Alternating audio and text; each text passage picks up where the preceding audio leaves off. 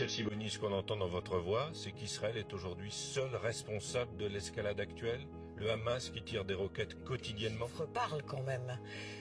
Oui, Ça veut mais dire quoi tirer les- des roquettes? Quelqu'un a donné une excellente comparaison sur un texte, c'est Julien Salingue, il disait une femme violée qui se débat à coups de pied, on ne lui reproche pas d'envoyer des coups de pied. Donc Voilà. Gaza est violé, Gaza tire des Pas roquettes. seulement Gaza, la Palestine entière est violée. C'est comme si on se réveillait un beau matin en découvrant qu'une population se révolte. Ça fait des mois et des mois et des années maintenant que toute la Cisjordanie, que Gaza, que les Palestiniens, même en Israël, sont persécutés. Et je crois qu'aujourd'hui, on est dans une situation où on peut le dire en pesant ses mots.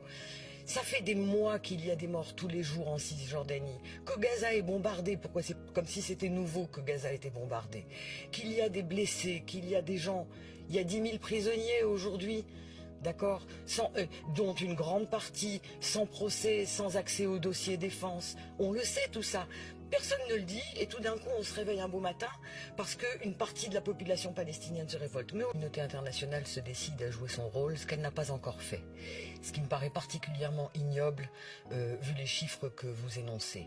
On a la sensation d'États de l'Union européenne et des États-Unis qui regardent les bras croisés, qui comptent les morts, qui de temps en temps arrivent à négocier ou à faire négocier des trêves dites humanitaires.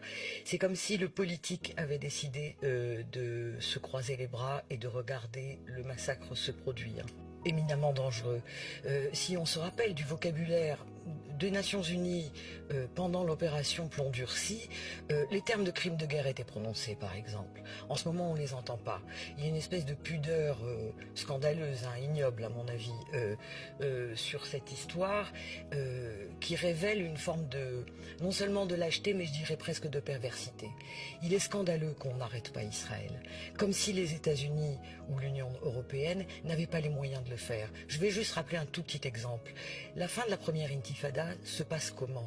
Elle se passe par la levée de l'accord d'association commercial qui unit Israël et l'Union européenne. Et en 5 minutes, Israël s'arrête et commence la conférence de Madrid qui entraîne le processus de négociation dit de Oslo. C'est-à-dire que la perversité, ça consiste à faire croire qu'on n'a pas les moyens d'agir. Israël n'a que le pouvoir qu'on lui prête. L'Union européenne ou les États-Unis, en levant un cil, au lieu de filer 550 millions de dollars à Israël pour renforcer son soi-disant dôme d'acier, en levant un sourcil, peuvent arrêter les hostilités et ne le font pas.